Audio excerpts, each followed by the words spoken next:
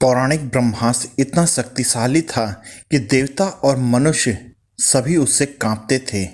माना जाता है कि उस शस्त्र से इतनी ऊर्जा निकलती थी कि वह धरती को पल भर में भस्म कर सकती थी। वह विनाश कितना भयावह था, इसके बारे में आइए जानते हैं। अत्यंत शक्तिशाली विमान से एक शक्ति युक्त अस्त्र प्रक्षेपित किया गया। धुएं के साथ अत्यंत चमकदार ज्वाला, जिसकी चमक 10,000 सूर्यों के चमक के बराबर थी, का अत्यंत भव्य स्तंभ उठा। वह वज्र के समान अज्ञात अस्त्र साक्षात मृत्यु का भीमकाय दूत था, जिसने कृष्ण और अंधक के समस्त वंश को भस्म करके राख बना दिया। उनके शव इस प्रकार से जल गए थे कि पहचानने योग्य नहीं थे। उनके बाल और नाखून अलग होकर गिर गए थे। बिना किसी प्रत्यक्ष कारण के बर्तन टूट गए थे और पक्षी सफेद पड़ चुके थे।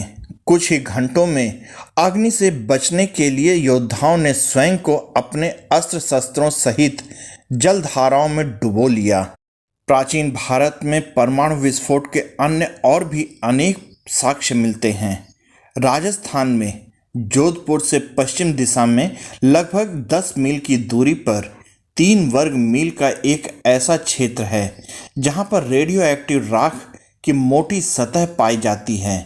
वैज्ञानिकों ने उसके पास एक प्राचीन नगर को खोद निकाला है, जिसके समस्त भवन और लगभग 5 लाख निवासी आज से लगभग 8,000 से 12,000 साल पूर्व किसी विस्फोट के कारण नष्ट हो गए थे।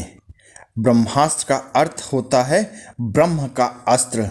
ब्रह्मास्त्र एक दिव्यास्त्र है जो परमपिता ब्रह्मा का सबसे मुख्य अस्त्र माना जाता है। एक बार इसके चलने पर विपक्षी प्रतिद्वंदी के साथ विश्व के बहुत बड़े भाग का विनाश हो जाता है। इस शस्त्र को शास्त्रों में सबसे विनाशक शस्त्र का दर्जा प्राप्त है।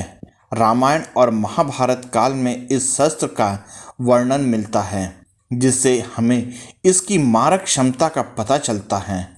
शास्त्रों में कहा जाता है कि यदि 2 ब्रह्मास्त्र आपस में टकराते हैं तो समझना चाहिए कि प्रलय ही होनी है। इससे समस्त पृथ्वी का विनाश हो जाएगा और इस प्रकार एक अन्य भूमंडल और समस्त जीवधारियों की रचना करनी पड़ेगी। आप लोगों को ये वीडियो कैसी लगी, कृपया कमेंट करके मुझे बताइएगा। साथ ही आप इस वीडियो में मेरे साथ बने रहें, इसके लिए आप सबका बहुत बहुत धन्यवाद और जय हिंद दोस्तों।